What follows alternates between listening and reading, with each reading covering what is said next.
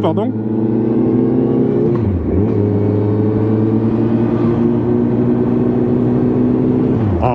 Ah oui, ah quand ça n'a rien à voir. Et puis même, c'est plus confort quand tu te reposes dessus. C'est plus souple. À l'autre, les autres, c'était de la grosse merde. À peine j'arrivais au boulot, au bout de 15 minutes, j'avais mal au poignet déjà. Je me suis dit, tu vas voir qu'à 60... Ah oui, bah... Je me suis dit, tu vas voir que si je la garde longtemps, cette moto, à 60 ans, j'ai de l'arthrose dans les doigts. Ah ben regarde, arrivée prévue 15h45, pile. Non mais le gars ultra cool, en fait, il vient d'être papa, il va se marier dans la semaine là. Et en fait, il a... Et non, il a plus le temps d'en faire et ça sera pas adapté à sa nouvelle vie de papa quoi. J'ai failli mettre un short. Après je me suis dit ouais, je vais essayer une S. Je vais essayer une S 1000R, il faut au minimum mettre un pantalon de moto quand même.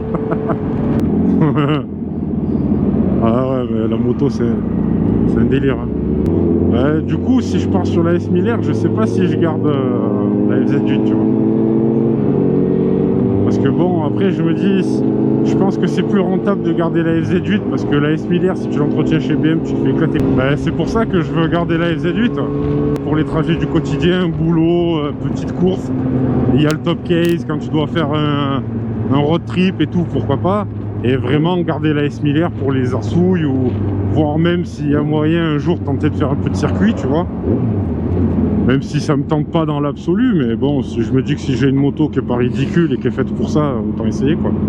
Parce que globalement, il disait qu'en fait la partie cycle était surdimensionnée par rapport au moteur, que tout était directement tiré de la S1000RR de la même année et qu'ils avaient juste adouci le moteur. Donc en gros, tu as des capacités de super sportive, d'hyper sportive, avec un moteur un peu édulcoré quoi. Après, par rapport à la sportive, toujours garder les proportions.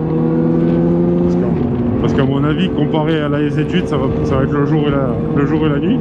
Et si je pars sur une moto qui est très similaire à la mienne, dans l'idée, je vois pas le but, je vois pas le gain que ça me causerait d'avoir deux motos en fait, tu vois. À part de me dire que si j'en ai une qui est vraiment en panne lourdement, j'en ai toujours une pour me déplacer, tu vois.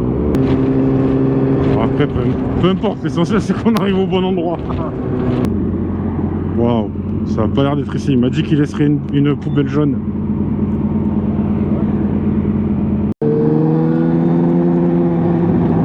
Oh, c'est dans le coin, mais bon, c'est pas la route que j'avais saisie au début. C'est dommage parce que la route, là, le bitume neuf, là, ça aurait pu être sympa, là. Le mec, ils ont eu le budget pour faire le côté droit, le côté gauche, mais pas au milieu. Ils se sont fait chier à faire une demi-parcelle, tu sais. Oubliez qu'on était en Camargue. Ici, les chevaux, c'était comme des chats. Moi, les chevaux, je les aime bien dans mon moteur. Ou dans l'assiette, ça dépend. De légères persillades, quelques frites, un bon verre de rouge. Ah, tu feras attention, il y a un stop, Nico.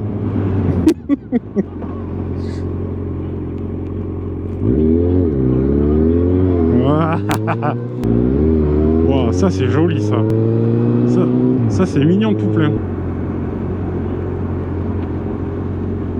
On dirait un bâtiment à la Assassin's Creed.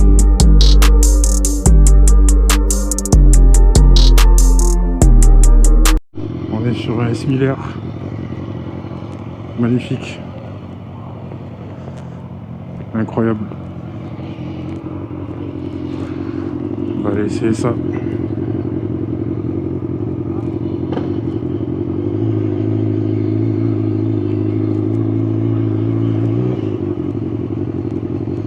Oh, le freinage, déjà, première réaction.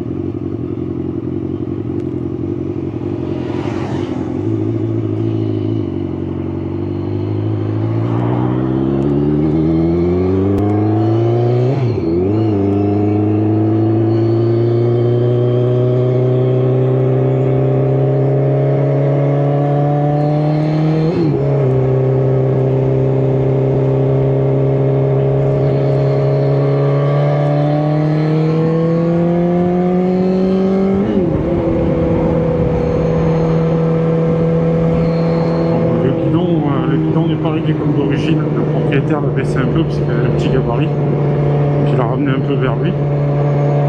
Voilà, il faudra certainement que je le remonte un peu pour être un peu moins en avant.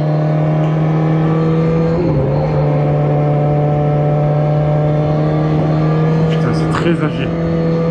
Même avec un pneu en 190, c'est incroyable.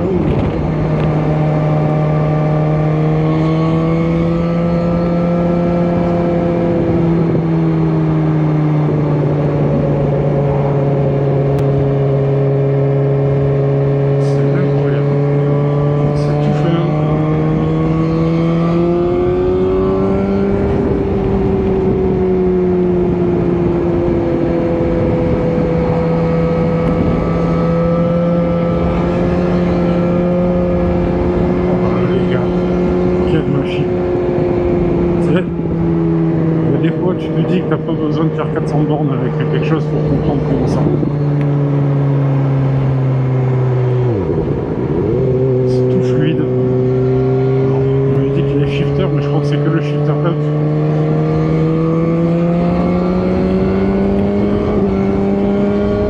Ouais. Up, il est là. Le down, il n'y en a pas. Le down, il faut mettre un petit coup de gaz et baisser. Ça veut dire que c'est pas un shifter up.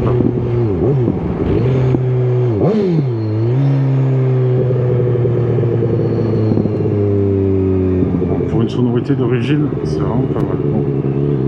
La lecture dans la mise sur l'angle, je suis habitué à la Z8.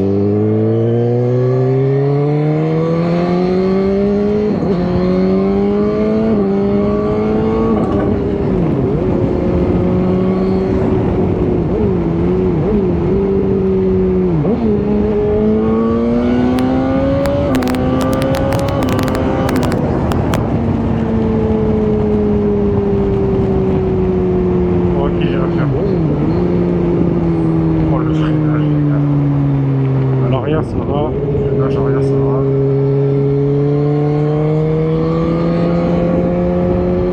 Tu vois, autant là, c'est très rassurant de faire ça. Elle y va tout de suite. Il n'y a pas de contrainte. Franchement, elle y va sans rechigner, c'est pas lourd, c'est ultra vif. Autant quand tu arrives dans un rond-point à basse vitesse, elle est plus lourde à emmener à inscrire. Le ressenti est moins bon. Et ça vient peut-être du pneu arrière en 190. Mais bon, j'adore.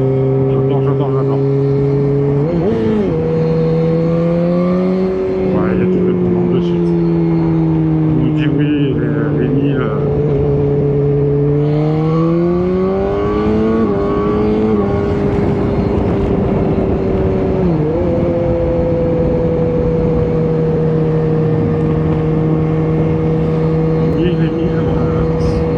Comme sur 5000, je peux vous dire que il y a du répondant.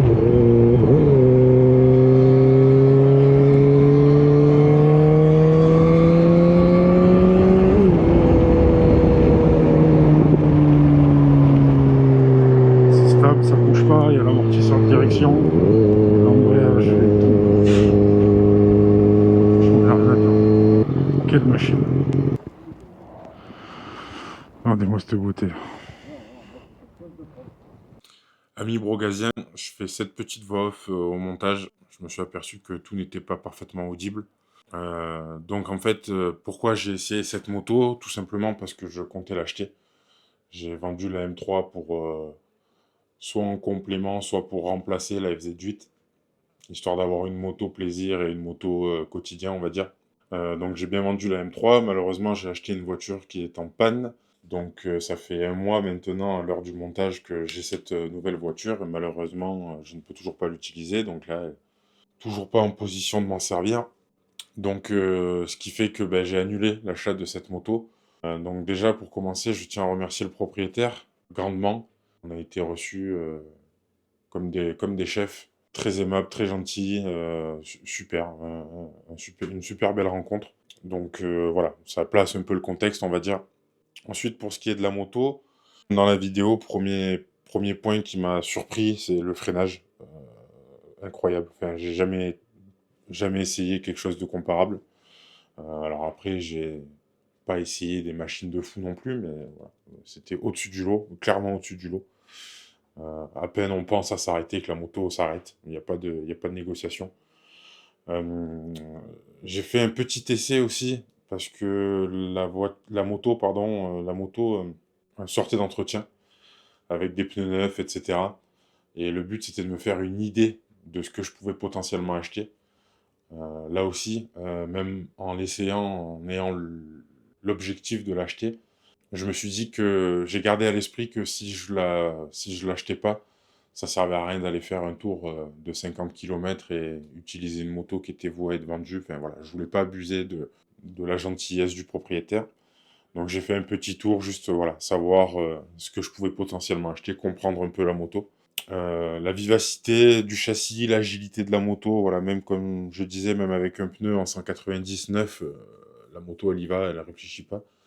Alors le seul inconvénient que j'ai eu, le seul ressenti que j'ai eu un peu négatif, c'est sur l'inscription de la moto dans une courbe, donc dans le rond-point. J'ai eu une petite, voilà, une petite zone de flou où je ressentais pas très bien le train avant. Donc encore une fois, je compare à ce que j'ai tous les jours, à savoir la FZ8, et j'ai senti voilà ce petit moment de flou. Passé ce moment de flou, voilà, on est rassuré, on sait que la moto elle bougera pas de son angle, etc. Mais voilà, sur le moment, au moment où on commence à mettre un petit peu d'angle, tout simplement, voilà, on a un ressenti un peu flou. C'est mon avis à moi, c'est pas dans l'absolu. Je pense pas que tout le monde ressente cette zone de flou. Mais voilà, je tenais à le dire. Après, en termes de sonorité, bon, on est sur une moto qui est strictement d'origine. Bon, à part quelques petits éléments, style des clignotants, etc. Support de plaque court, deux, trois choses esthétiques, on va dire. Sinon, mécaniquement, c'est entièrement d'origine. Et on entend bien la sonorité. Voilà, c'est pas dérangeant, c'est pas trop. C'est ce qu'il faut. Voilà, moi, j'aime bien. J'avais pas...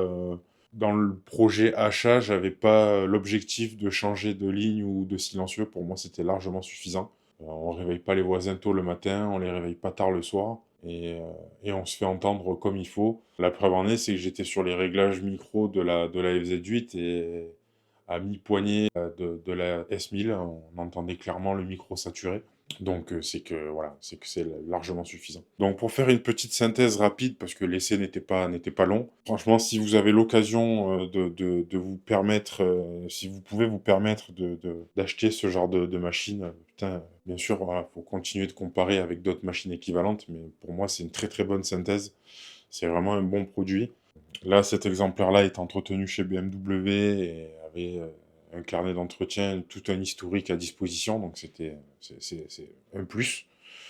Le prix était très intéressant, mine de rien, c'est des motos qui peuvent faire des kilomètres quand elles sont bien entretenues. Donc voilà, après, c'est sûr en utilisation à assurer, etc., si vous faites 1000 ou 2000 kilomètres par an, ça va, ça c'est pas beaucoup plus cher qu'une autre moto. Mais si, comme moi, vous roulez vraiment beaucoup, ça peut vite être un budget conséquent. Mais je pense que c'est un budget qui vaut la peine d'être investi si on est passionné par ça et que vraiment, voilà, on a de l'affect pour cette moto. Donc voilà, je pense avoir fait le tour de ce que j'avais à dire dessus. Et bon les gars, les bros, moi je vous dis gaz, mais ride safe.